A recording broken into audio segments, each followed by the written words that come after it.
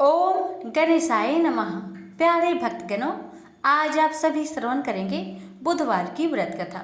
बुधवार के दिन व्रत रखने पर और इन कथाओं के श्रवण करने पर जीवन में सुख समृद्धि आती है और समय मंगलमय रहता है। तो आइए श्रवण करते हैं बुधवार गणेश जी की व्रत कथा। एक गांव में एक सेठ और सेठानी रहते थे। वह बहुत ही धार्मिक प्रवृत्ति के थे और गणेश भगवान के अनन्य भक्त थे। वह दोनों बिना चुके हर बुधवार को गणेश भगवान का व्रत रखते थे और शाम को 11 ब्राह्मण को भोजन खिलाने के बाद ही अपना व्रत खोलते थे। सेठ जी का काफी बड़ा परिवार था। वह सब आपस में बड़े प्यार और भाईचारे से रहते थे, लेकिन सेठ और सेठानी की कोई संतान नहीं थी। इस विषय पर परिवार और गांव के लोग आपस में कानाफूसी करते थे, कहते कि सेठानी बाज है। ये सब बातें सुनकर सेठ और सेठानी बहुत दुखी होते थे।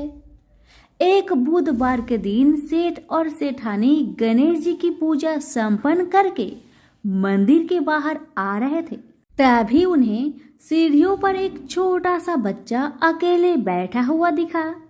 बच्चे को देखते ही दोनों उसके पास गए और पूछा कि तुम्हारे माता पिता कहाँ हैं और तुम अकेले यहाँ क्या कर रहे हो। लेकिन बच्चे ने अभी ठीक से बोलना नहीं सीखा था, इसलिए वह बोल नहीं पाया। वह दोनों बच्चे के पास शाम तक बैठे रहे। तब तक पंडित जी और सेठानी ने नौकरों के आसपास जाकर बच्चे के माता पिता को खोजने की कोशिश की, लेकिन उन्हें बच्चे के माता पिता या बच्चा खोने की कोई खबर नहीं मिली। फिर पंडित जी ने उस बच्चे को सेठ और सेठानी को घर ले जाने के लिए कह दिया। साथ में ये भी कहा, अगर बच्चे के माता पिता यहाँ पर आते हैं तो मैं स्वयं उनके पास ले आऊंगा। सेठ और सेठानी खुशी मन से उस नन्हे बालक को अपने साथ घर ले गए। सेठानी ने बच्चे का नाम अपने आराध्य भगवान गणेश के नाम पर गणेश रखा और बड़े लाड़ प्यार से उसका पालन पोषण शुरू कर दिया। कुछ दिनों के बाद उसी गांव में एक ठग पति पत्नी आए। उनका इरादा गांव के सबसे अमीर आदमी को ठगने का था। वह दोनों ठग गणेश जी के मंदिर के सीढ़ियों पर बैठे सोच विचार कर रहे थे। कुछ समय बाद वहां पर पंडित जी आए और गांव के अनजाने लोग के दिखते ही उनसे पूछा, क्या आपका बच्चा खो गया है? दोनों ठग तो चोरी चकारी के लिए बहाना ढूंढ ही रहे थे, इसलिए उन्होंने तुरंत कह दिया हाँ। तब पंडित जी ने कहा, चिंता की कोई बात नहीं, आपका बच्चा एक सेठ के घर पर पल रहा है। पंडित जी ने उन दोनों को सेठ जी के घर ले गए। गणेश के माता पिता आए। यह खबर सुनकर सेठ और सेठानी बहुत दुखी हुए। सेठ जी ने उन दोनों पति पत्नी को एक रात के लिए अपने अतिथि गृह में ठहराया। अब वह दोनों ठग सिर्फ मौके के फिराक में थे। उसी रात सभी लोग सो जाने के बाद वे ठग एक एक करके सभी कमरों की तलाशी लेने लगे। तलाशी लेते लेते वह दोनों तिजोरी वाले कमरे में पहुंच गए। छानबीन के वक्त होने वाली छोटी मोटी आवाजों से सेठ का एक नौकर जाग गया और आवाज की दिशा में तिजोरी वाले कमरे के नजदीक आ पहुंचा। उसने चुपके से अंदर झांक कर देखा तो दोनों मेहमान कीमती सामान चुरा रहे थे। नौकर ने वह देखते ही धीरे से उस कमरे के बाहर की कुंडी लगा दी और जोर जोर बोलकर पूरे घर में हल्ला कर दिया। शोरगुल की आवाज सुनते ही घर के सारे लोग इकट्ठा हो गए। फिर सेठ ने उन दोनों चोर पति पत्नी को कमरे से बाहर निकाला और सुबह सुबह पंचायत में हाजिर कर दिया। सेठ जी ने सरपंच जी को पूरा कहानी बताया और कहा कि ये दोनों तो चोर है। अब हम पुत्र गणेश को इन दोनों को नहीं देंगे। लेकिन वह दोनों ठग पति पत्नी अपनी जिद पर अड़ गए और बच्चे को ले जाने की जिद करने लगे। सरपंच जी ने इस गंभीर समस्या का एक तोड़ निकाला। उन्होंने सेठ जी और दूसरी औरत को गणेश के सामने खड़ा कर दिया और कहा, जिसके भी आंचल से दूध की धार गणेश के मुख में जाएगी, बालक गणेश उसके पास ही रहेगा। फिर वे दोनों अपने अपने आंचल मुंह के सामने फैलाकर खड़ी हो गई। सेठानी जी मन ही मन गणेश भगवान का नाम जप कर रही थी। देखते ही देखते गणेश भगवान की कृपा से सेठानी के आंचल से दूध की धार गणेश के मुंह पर गिरी और इस तरह बालक गणेश सेठ और सेठानी के साथ हमेशा के लिए रहने लगा। सभी मेरे साथ प्रेम से बोलिए, गणेश महाराज की जय हो। किसी गांव में एक बूढ़ी माई रहती थी। वह बहुत गरीब थी और आंखों से अंधी भी थी। उसका एक बेटा और बहू थी। वह बुढ़िया सदैव गणेश महाराज की पूजा किया करती थी। एक दिन गणेश भगवान उसकी श्रद्धा भक्ति को देखकर बहुत प्रसन्न हुए। गणेश भगवान ने सोचा, ये बुढ़िया माई तो आंखों से अंधी है, फिर भी मेरी पूजा पाठ कितना श्रद्धा के साथ करती है, इसलिए मुझे इसके लिए कुछ करना चाहिए। इतना ही सोचकर गणेश जी उस बुढ़िया माई के सामने प्रकट होकर बोले, बुढ़िया माई, तू जो चाहे सो मुझसे मांग ले, मैं तुझसे बहुत प्रसन्न हूँ। बुढ़िया माई हाथ जोड़कर गणेश महाराज से बोली, हे भगवान, मुझे तो कुछ मांगना ही नहीं आता, तो मैं कैसे मांगू और क्या मांगू, आप ही मुझे बताए। बूढ़ी माई की बातें सुन गणेश महाराज कहने लगे, माई, तू अपने बेटे बहू से पूछकर कुछ मांग लेना। तब बूढ़ी माई ने अपने बेटे से कहा, बेटा, गणेश जी कहते हैं कि तू कुछ मांग ले, तो तुम बताओ बेटा, मैं क्या मांगू। बेटा ने कहा, माँ, तुम ढेर सारा धन दौलत मांग ले। बहू से पूछा तो बहू ने कहा कि आप नाती मांग लीजिए माँ जी। तब बूढ़ी माई मन ही मन में सोचने लगी, बेटा बहू तो सिर्फ अपने लिए ही सोच रहे हैं, मेरे लिए तो कोई सोचता ही नहीं। इतना सोचकर बूढ़ी माई ने सोचा, एक बार अपनी पड़ोसन से पूछ कर आऊं कि मेरी पड़ोसन क्या कहती है। बुढ़िया ने पड़ोसन से पूछा तो उसने कहा, बुढ़िया माई, तू तो थोड़े दिन ही जिएगी, क्या तू धन मांगे और क्यों नाती मांगे, तू तो अपनी आंखों की रोशनी मांग ले, जिससे तेरी जिंदगी आराम से कट जाएगी।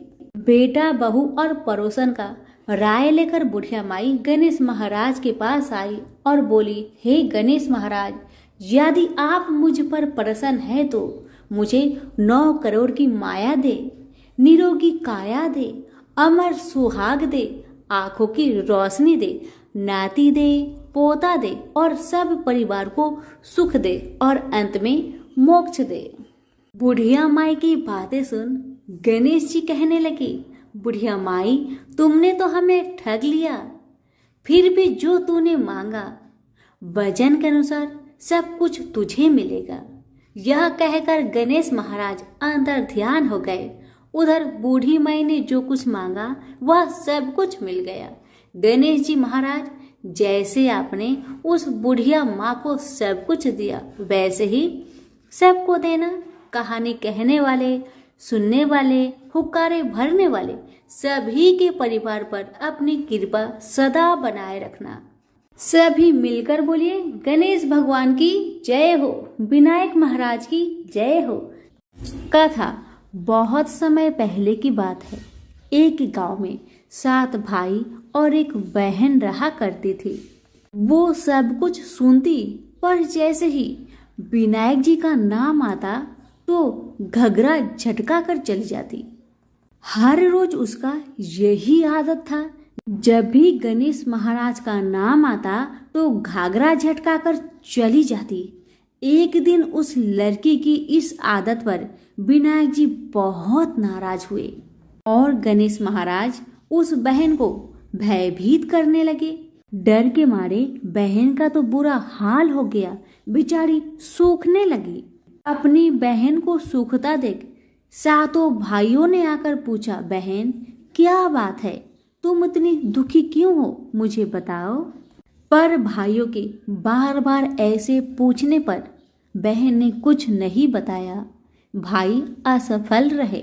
सबसे जो छोटा भाई था वह बहुत चतुर था, बहुत चालाक था।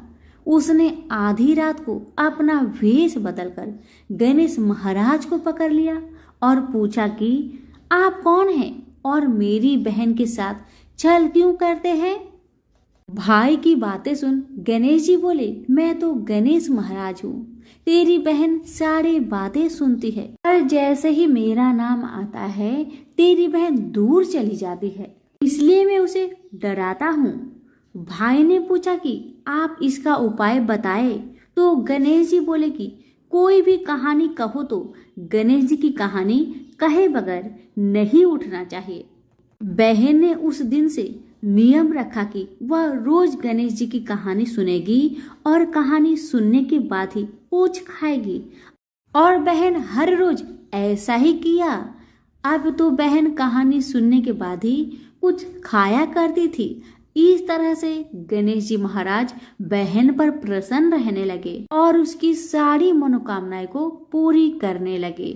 गणेश महाराज की आशीर्वाद से उस बहन को अच्छा घर और अच्छा वर मिला। तो प्रेम से बोलिए गणेश महाराज की जय हो। एक समय की बात है, एक बार पाल माता, पथवारी माता और विनायक जी में खुद को बड़ा बताने के कारण झगड़ा हो गया। पाल माता कह रही थी कि मैं बड़ी हूँ, पथवारी माता कह रही थी कि मैं बड़ी हूँ, विनायक जी कह रहे थे कि मैं बड़ा हूँ।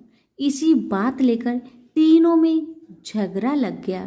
दोनों देवी और विनायक जी एक दूसरे से अपने को बड़ा साबित करने के लिए झगड़ते रहे। उसी समय एक ब्राह्मण का लड़का वहां से जा रहा था। उस लड़के को देखकर पाल माता, पथवारी माता और विनायक जी ने उसे रोका और कहा कि ये लड़के, तुम हमारा न्याय करके जा। हम तीनों में से सर्वश्रेष्ठ कौन है, हम तीनों में से बड़ा कौन है, हमें ये बताकर उसके बाद तुम जाओ यहाँ से। ब्राह्मण के लड़का बहुत घबरा गया, सोच में पड़ गया कि किसे बड़ा बताऊं, पाल माता को या पथवारी माता को या फिर विनायक जी को। मैं किसे बड़ा कहूँ, किसे सर्वश्रेष्ठ कहूँ, ये बात लेकर बहुत चिंतित हो गया। तभी उसके दिमाग में ख्याल आया कि क्यों ना मैं पहले अपनी माँ से इस बात का राय ले लूं, उसके बाद ही मैं इन तीनों का न्याय कर दूंगा। तब लड़के ने कहा, हे भगवान, हे माता, मुझे सिर्फ एक दिन का समय दीजिए, मैं कल फिर आकर आपका न्याय कर दूंगा। अब भगवान ने कहा, ठीक है, तुम कल हमारा न्याय जरूर करना। अब लड़का घर आकर अपने माँ से कहने लगा, माँ, मुझे ना कल पाल माता, पथवारी माता और गजानन जी का न्याय करना है। माँ ने पूछा, कैसा न्याय बेटा, मुझे बताओ। तब बेटा ने रास्ते की सारी कहानी अपनी माँ को सुना दिया। तब अपने बेटे की बात सुन माँ ने कहा, बेटा तुम ध्यान रखना, किसी को भी छोटा मत बताना। बेटा बोला, जैसी आपकी आज्ञा माँ, आप जैसी मुझे कहेंगे मैं वैसा ही करूँगा। अब अपनी माँ से सीख लेकर ब्राह्मण का बेटा दूसरे दिन वहाँ गया जहाँ पाल माता, पथवारी माता और विनायक जी रहते हैं। लड़का सबसे पहले पाल माता के पास गया, उन्हें प्रणाम किया और बोला, पाल माता, आप तो हर व्यक्ति से बड़ी हो, क्योंकि हर व्यक्ति आता है, स्नान ध्यान करते जाते समय पैर की ठोकर दे जाता है, फिर भी आप नाराज नहीं होती हो, इसलिए पाल माता आप बड़ी हो। अब ब्राह्मण का लड़का पथवारी माता के पास जाता है और उन्हें हाथ जोड़ के प्रणाम करके कहता है, हे पथवारी माता, आप भी बड़ी हो, क्योंकि कोई भी व्यक्ति कितने भी तीर्थ कर ले, धर्म ध्यान कर ले, पर वापस आने पर आपकी पूजा किए बिना उनका कार्य पूर्ण नहीं होता, इसलिए आप बड़ी हैं। अब आखिर में लड़का विनायक जी के पास आया उन्हें प्रणाम करके कहा, हे विनायक जी, आप तो बड़े ही हैं, क्योंकि सब देवों को मनाने पर आपको ध्याए बिना कोई काम सिद्ध नहीं हो सकता, इसलिए आप बड़े हैं। ब्राह्मण के लड़के की बातें सुन पाल माता, पथवारी माता और विनायक जी बहुत प्रसन्न हो गए और बोले, हे बालक, तेरी चतुरता से तूने हम सभी को बड़ा साबित कर दिया है। हमारा आशीर्वाद सदा तेरे साथ रहेगा। यह कहकर उन्होंने थोड़ी सी जौ के दाने उसके गमछे में डाल दिए। लड़का एक मुट्ठी जौ को देखकर बहुत उदास हो गया। बेचारा सोचने लगा, ये तो घाटे का सौदा रहा। इतना अच्छा न्याय किया मैंने, इसके बदले में थोड़ी सी ही जौ मिला मुझे। लड़का उदास मन से वह थोड़े ही जौ को लेकर अपने घर को चल दिया। लड़के ने घर पहुंचकर बेमन से जौ वाला अंगूठा को कोने में रख दिया। माँ ने पूछा, बेटा, मैंने जैसा कहा था वैसा तुमने किया ना? बेटा ने कहा, हाँ माँ, आपने जैसे मुझे बताया था मैंने वैसा ही किया। लेकिन माँ, पाल माता, पथवाड़ी माता और विनायक जी ने मुझे न्याय का फल सिर्फ थोड़ा सा जौ ही दिया है, जिसे मैंने गमछे में लपेटकर वह कोने में रख दिया है। जब माँ घर से बाहर आती है और कोने से गमछे उठाकर देखती है तो उसके अंदर से हीरे मोती झरने लगते हैं। ये देखकर माँ बहुत प्रसन्न हुई और अपने बेटे को पुकारने लगी, बेटा जल्दी आओ, देखो पाल माता, पथवाड़ी माता और विनायक जी ने तुम्हें क्या दिया है, जल्दी आओ। बेटा दौड़कर जब बाहर आया, बेटा हीरे मोती सोना चांदी देखकर बहुत हैरान रह गया। अब लड़के को समझ में आ गया कि ये सब तो भगवान का आशीर्वाद है। अब माँ और बेटा बहुत खुशी खुशी अपना जीवन व्यतीत करने लगे। हे भगवान, हे पाल माता, हे पथवाड़ी माता, हे विनायक जी, जिस प्रकार आपने ब्राह्मण की लड़के को आशीर्वाद दिया, ऐसा आशीर्वाद सभी को देना। कहानी कहने, सुनने व हुक्कार भरने वालों सबको स्वस्थ, समृद्धि, धन धान्य देना। तो सभी प्रेम से बोलिए, पाल, पथवाड़ी और विनायक जी की जय हो। एक समय की बात है, एक भाई बहन रहते थे। बहन का नियम था कि वह अपने भाई का चेहरा देखे ही खाना खाती थी। हर रोज सुबह उठती थी और जल्दी जल्दी घर का सारा काम काज करके अपने भाई का मुख देखने के लिए उसके घर से निकल जाती। एक दिन रास्ते में एक पीपल पेड़ के नीचे गणेश जी की मूर्ति रखी हुई थी। उसने भगवान के सामने हाथ जोड़कर कहा कि मेरे जैसा अमर सुहाग और मेरे जैसा अमर पिहर सबको दीजिए।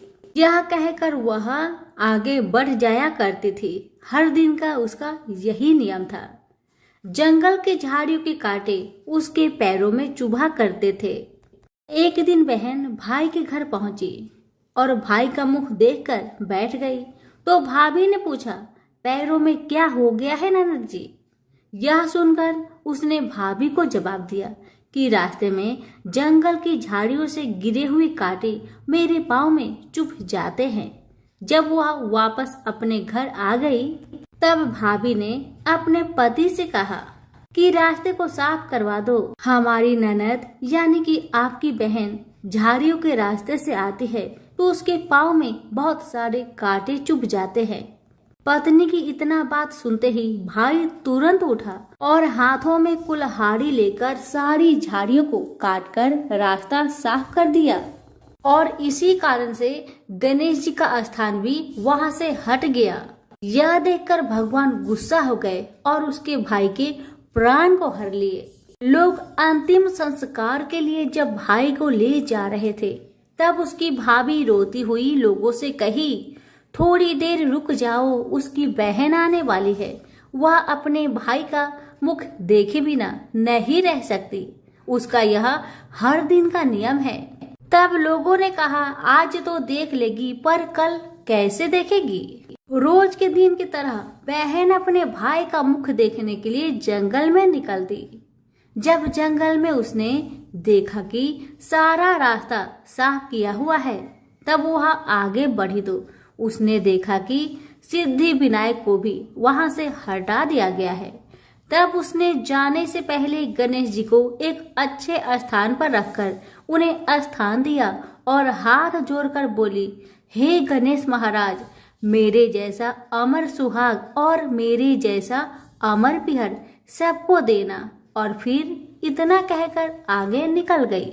लड़की की बात सुनकर भगवान गणेश सोच में पड़ गए, अगर मैं इसका नहीं सुना तो मुझे कौन मानेगा, हमें कौन पूजेगा। तब सिद्धि विनायक ने उसे पीछे से आवाज दिया कि बेटी, इस खेजड़ी की 7 पत्तियां ले जा और उसे कच्चे दूध में घोलकर भाई के ऊपर छींटा मार देना, वह उठकर बैठ जाएगा।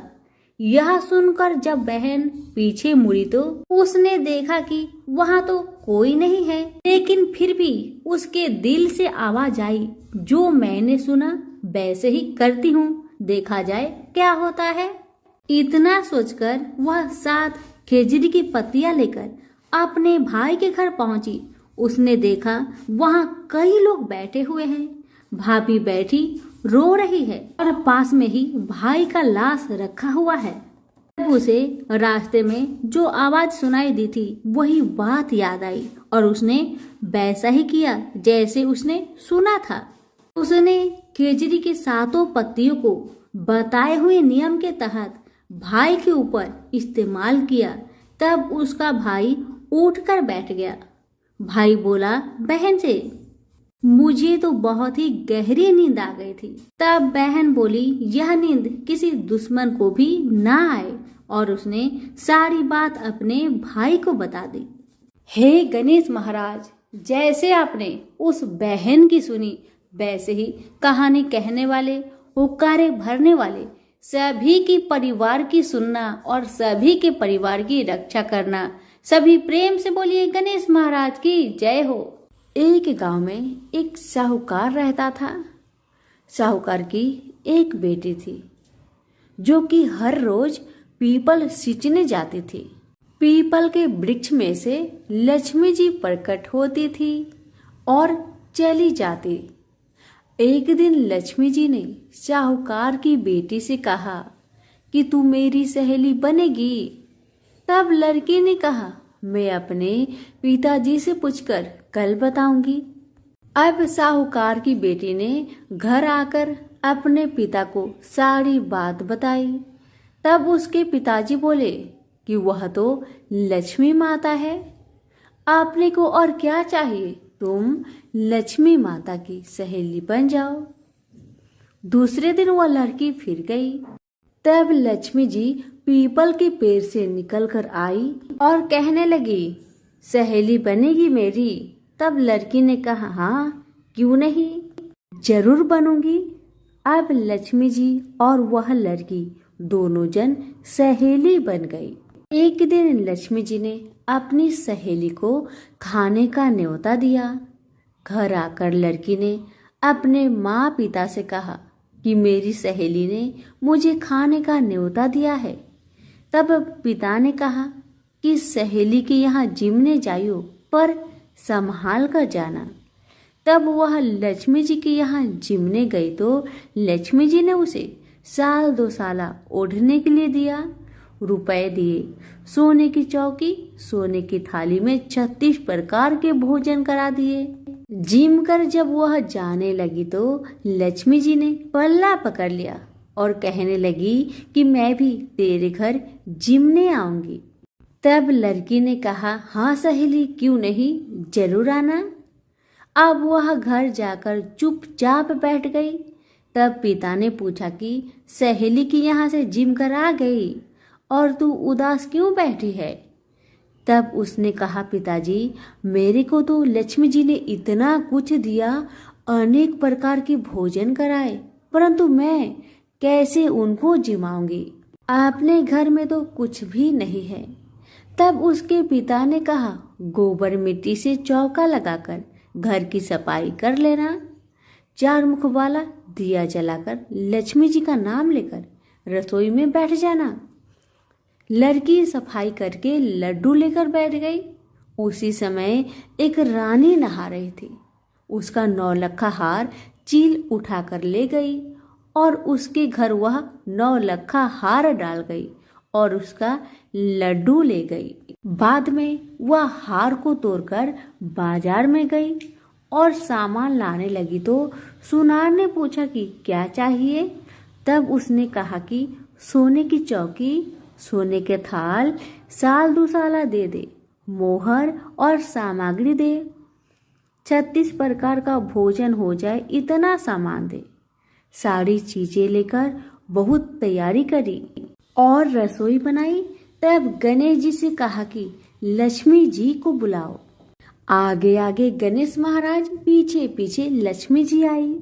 उसने फिर चौकी डाल दी और कहा, सहेली चौकी पर बैठ जा। तब लक्ष्मी जी ने कहा, सहेली चौकी पर तो राजा रानी के भी मैं नहीं बैठी, किसी के भी यहाँ नहीं बैठी। तो उसने कहा, पर मेरे यहाँ तो तुम्हें बैठना ही पड़ेगा।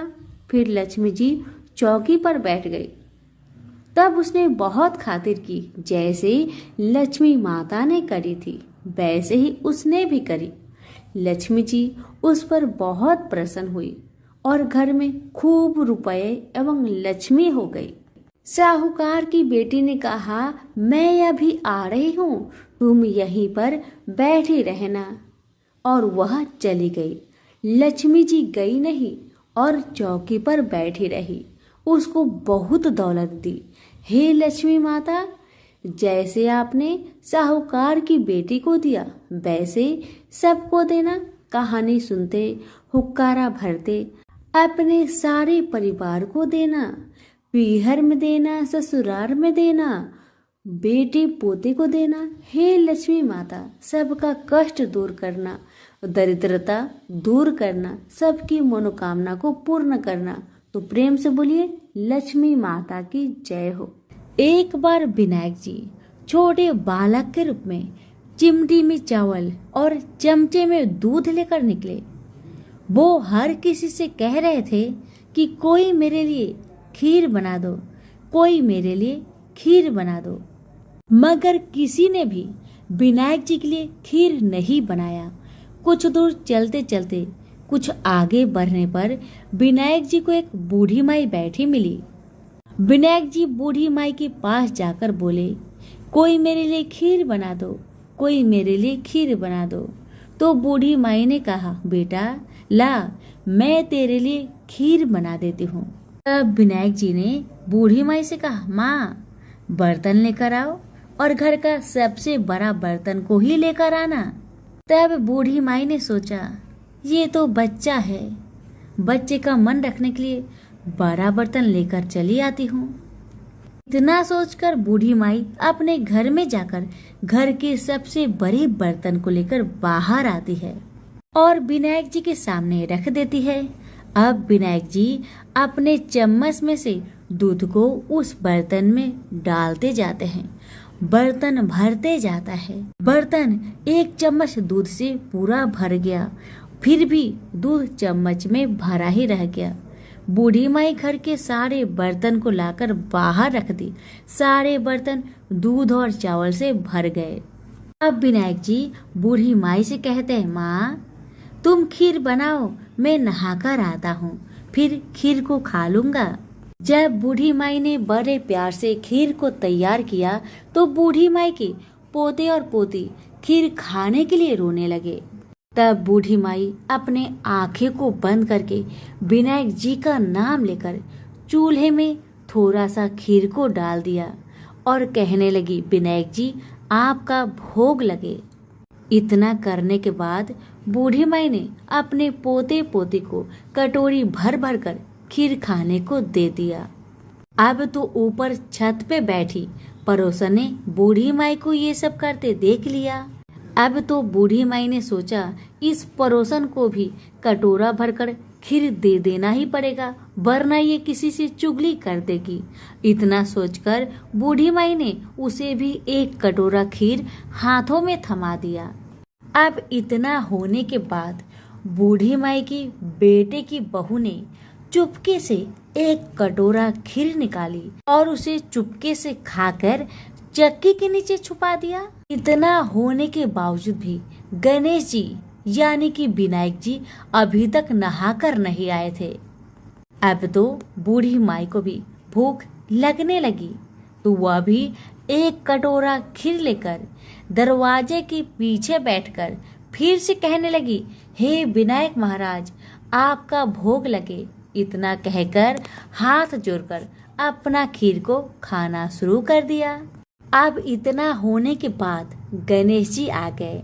तब बूढ़ी माई ने कहा, आरे गणेश, आरे मेरे विनायक, खा ले तेरा खीर, मैं तो तेरा ही इंतजार कर रही थी।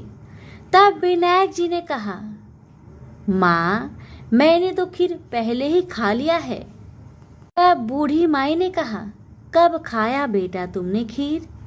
तब विनायक जी ने कहा, जब तेरे पोते पोती ने खाई थी तब मैंने खाया था, और जब तेरी पड़ोसन ने खाई थी तब भी खाया था, और जब तेरी बहू ने खाई तब भी खाया था।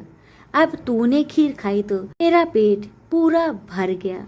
तब बूढ़ी माई ने कहा, बेटा तेरी सारी बात तो सच है, लेकिन बहू बेचारी सुबह से घर का सारा काम में लगी है, तो उसने फिर खीर कब खाई बताओ?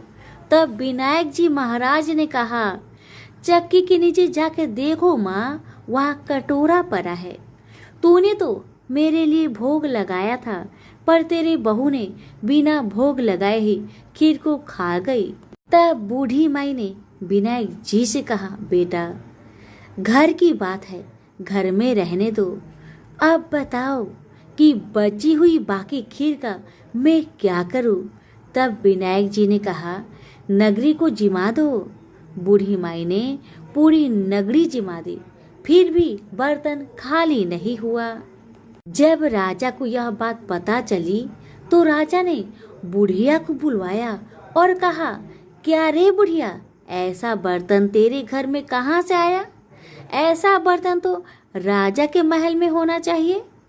बुढ़िया ने कहा, राजा जी, इस बर्तन को आप ही रख लो। राजा जी ने महल में बर्तन को मंगवा लिया, और बर्तन को महल में लाते ही सारे खीर, कीड़े मकोड़े, बिच्छू, ककले बन गए और बहुत दुर्गंध आने लगी।